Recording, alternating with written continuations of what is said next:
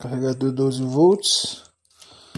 Aqui a tomada para ligar na 110 ou 220. Vamos ver funcionando. Esvaziei ele bem. Tá murcho, tá? O calibrador não tá nem pegando no embreagem.